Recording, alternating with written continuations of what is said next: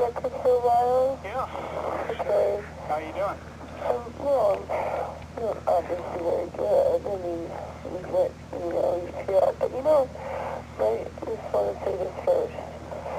The feeling is that, like there's this guy, the public access guy, I think he's crazy. I don't think you're crazy. I never thought you're crazy. I listen to him a little bit myself. I think you're a little paranoid, but I don't think you're crazy. So the fact that you think, that you're right, when you see the objectives and whatever hypothetical, freaks me out. I called up Nicholas, the medical examiner, and I called him up to his staff, and I said, after I heard you on not K-Rock, I got some of the transcripts for that, but when I heard you that night, and I was so surprised, crying, and then I called him up, I think it was like 2 days later, and I said, is there a doubt in your mind, is there just a doubt, forensically, Nicholas, in your mind? And he said, well, I've seen, like people fake suicides before, and what happens is this one was just gross forensic stuff, but I'll tell it to you anyway. He said, if the person's, conscious, that they put their teeth, and if they're not conscious, then the gun is placed in his locked position. And he said that the place that Kurt put his gun, I guess, is like. That's all it is the truth. So there's nothing to hide in that coroner's report. There's nothing to hide by not having Callie take a polygraph. And if the truth comes out and this was a suicide, that's all I'm after. And everybody working around me knows that. They know I'm willing to sit here and say, well, I was wrong.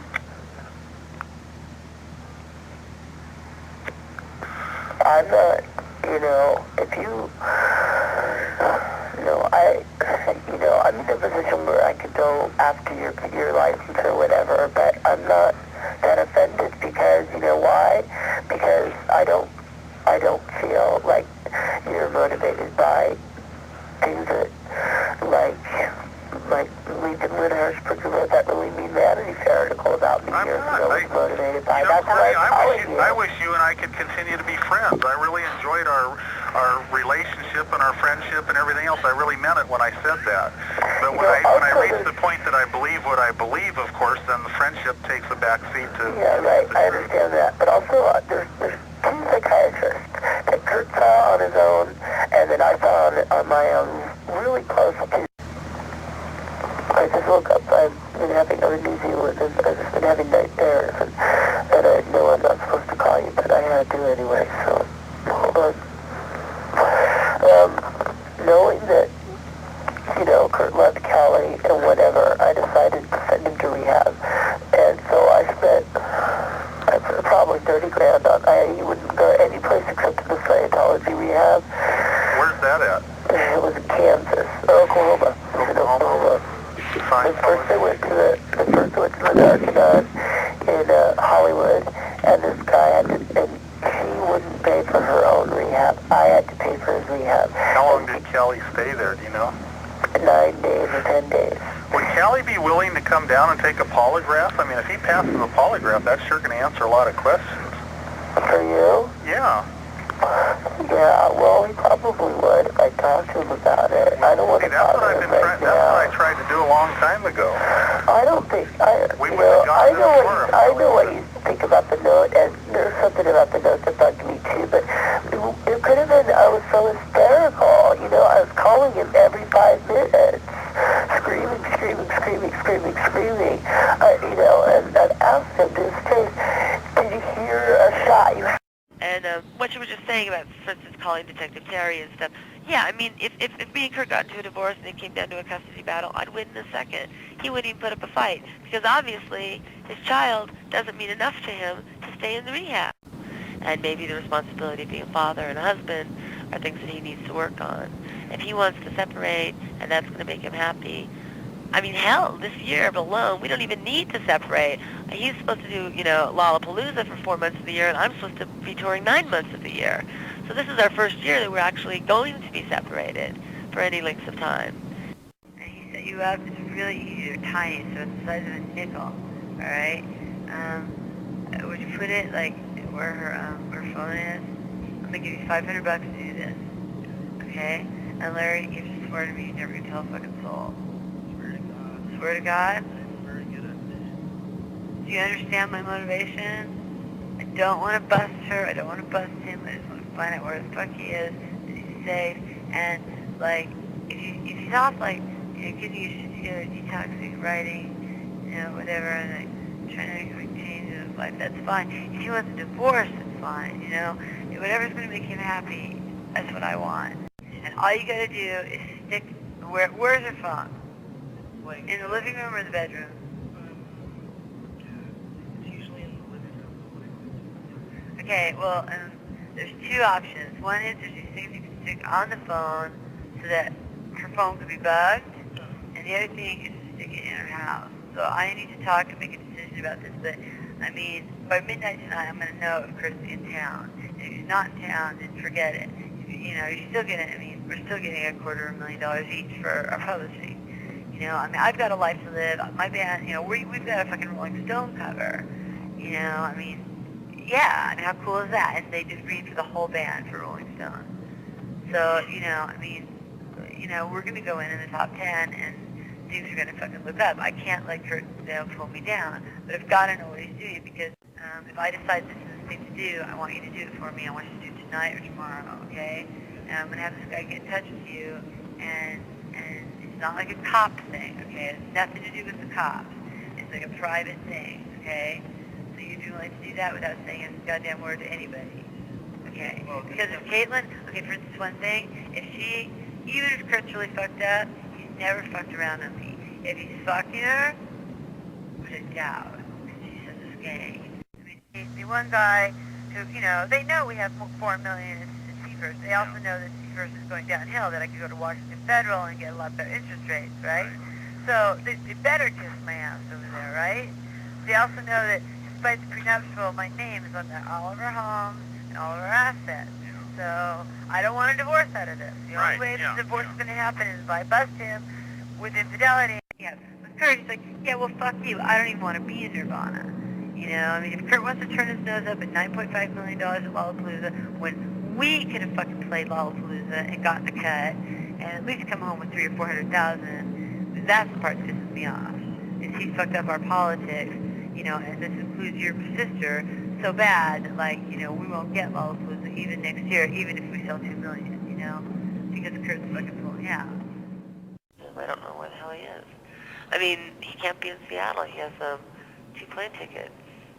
I just am curious if he bought a plane ticket for somebody else. And then I was figuring prices. Okay, he goes up to Seattle, he picks up his guitars, he flies to Atlanta, they're recording in Knoxville, so maybe there's no nonstop, and he goes to Knoxville, and then he goes back to Atlanta, and he buys maybe a round-trip ticket back to Seattle.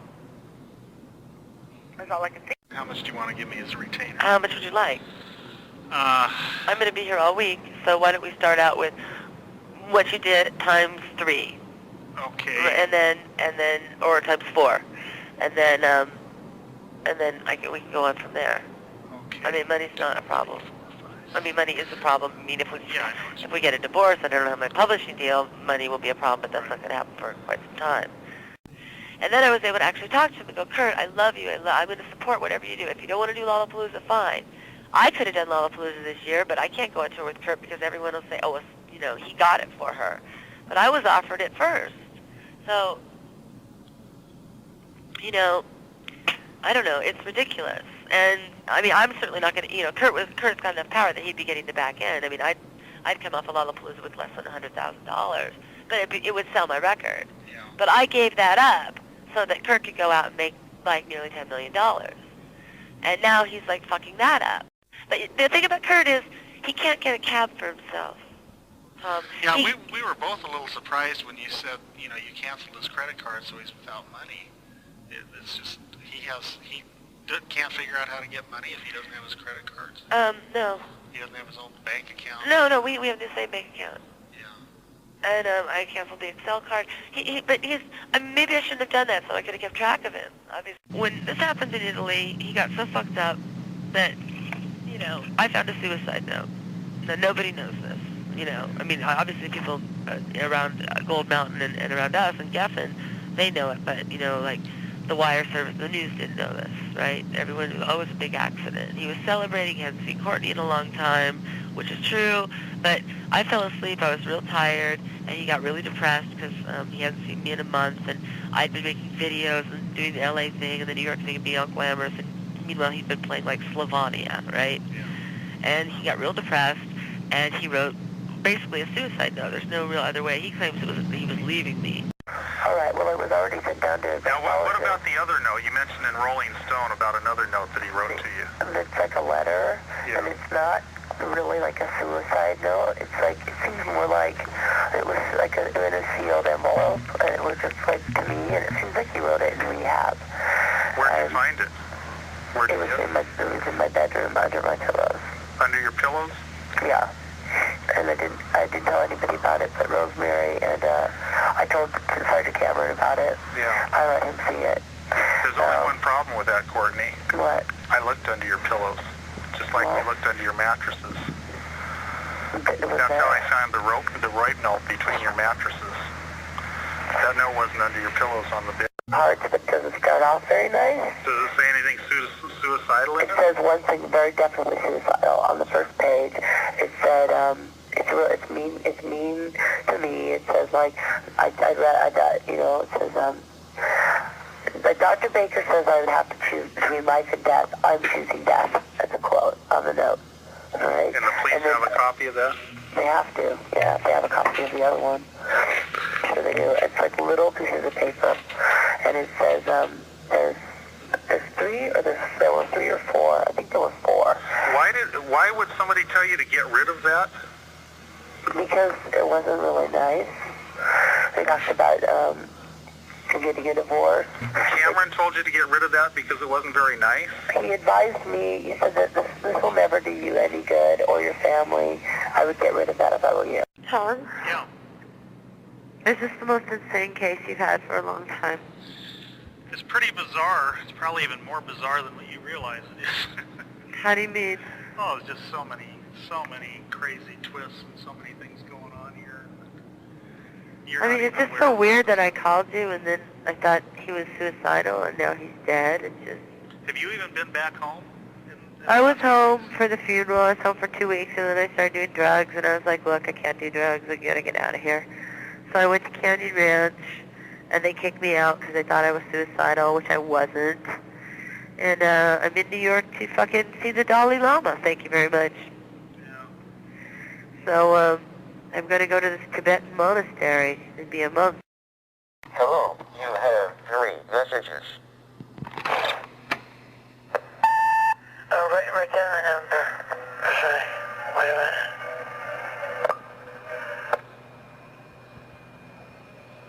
Thursday, 8:12 a.m. Hi, Tom. This is Courtney. I'm on the phone with Rosemary. We're just calling to check in with you. I want to make sure that you got your check and stuff. And I'm at the Holiday Inn in Montreal, Canada. And phone number is 514-842-6111. Be here for a few more hours. Rosemary's on the line with me, and you need my number, Tom. It's 212-397-1246. And we wanted to find out about the, you need to talk to Rosemary about the police report and all that stuff that's going on. Also, everyone that has worked for me for more than a couple months signs a confidentiality agreement, so I need you to sign one of those. Thursday, 8:14 a.m. And the whole thing with confidentiality agreement is simply just so that I don't, you know, I mean, I trust you, but I get paranoid about everything. It doesn't mean you can't talk about me. It just means that if you want to, you call me, and, you know, we're in pretty much tandem, and I told you I don't mind that you're attributed to the Cobain case. You're a good PI, better than fucking, I've met 6, and they're all sleaze bags, you know, and you're the first one that's, you know, come through, and you know what I mean? So it's not like I'm gonna fucking say no. I just don't want, not that Ben or Chris would ever do this, but, you know, I don't know. What happens if I turn into a crack? What happens if Ben turns into a crack addict? I don't, you know what I mean? It's just for my protection. It's not an insult to you. Everybody's done it. So, yeah, well, I told Dean I'd look at it. I have to look at it and read it. I have to look at it and read it before I can decide whether it's a little harsh. I mean, but it's not like, you know, I mean, there's amendments I can make, like for instance, on some of them I have, like with maids and stuff, it's like you can't even gossip about me, you know? Like, I'm going to sue someone for this, I'm going to find out. But still, you know, it's more like a press thing, and it just makes me feel more comfortable, if you don't mind that, because, you know, I have a lot of shit I need you for, and, you know, it's not like I'm going to stop using you if you don't do this, but I'd really prefer it. I mean, everybody that works for me has done it. If there's stuff that's not to your liking in it, you know, we can work it out. Yeah, I'll just have a look at it and then we can talk about it. I don't know. I have to see it first. I'll have to see how it's worded. It says, all right, look at it. Yeah. But I mean, no one's been insulted yet, so I mean, just, you know. Well, nobody else is a private investigator. It's not a matter of whether it insults me or not. I could care less about being insulted. It's a matter of whether it would interfere with my investigative work. Right. I don't care about being insulted. Oh, yeah, because there'd be amendments I'd have to make regarding, like, well, all we have to do with those amendments is you X them out, and then you initial it, then I initial it. Yeah. So if you don't like an amendment, X it, just put a TG on it, then I FedEx it, and then I put a CLC on it, and then it gets signed. Yeah. Okay, so like, you know, things like if you have to use my name for instance to get, you know, stuff like that, if you see stuff like that in it, it's like 3 pages long. Yeah. And it can be, it's kind of hard to ask. So if there's parts of it you don't like, that's fine. My main concern is that, you know, and I don't think you're ever going to do this, but my main concern is covering my ass so that, like, some of the more embarrassing shit that I've come to you with, you know, like press stuff, you know, just dumb stuff, you know, never gets out there. Like, it will, but, you know, I don't know, you know, you tell your wife, she tells her girlfriend. You know what I'm saying? Like, I don't have a wife. Okay, I'm sorry. Well, you know what I'm saying? Just, like, it'll make me feel better. Yeah. If you don't mind. You know? Well, like I said, I can't really talk about it without looking at it and reading it and seeing how. I have to evaluate how it would affect my investigation. That's the only thing I'm concerned about. He'll be all right. I'm holding out for him. I'm always there for him, but he fucks me over, and I know he knows something. And I mean, I know that, like, in your job, paranoia is reality, but trust me, in my world, paranoia is also reality. So I just tend to trust people more. But I believe you when you tell me that he knows something, and I mean, I truly believe that in my heart. I know he does. Yeah. You know he does. Sure. You know, and I don't know what the hell it is. I think that he might have heard the gunshot, is what I think. If you're saying the third, I think he might have heard the gunshot. I think fucking terrified. I think he knew Kurt was dead. You know, I'm almost positive he knew Kurt was dead before it came out, before the electrician found him.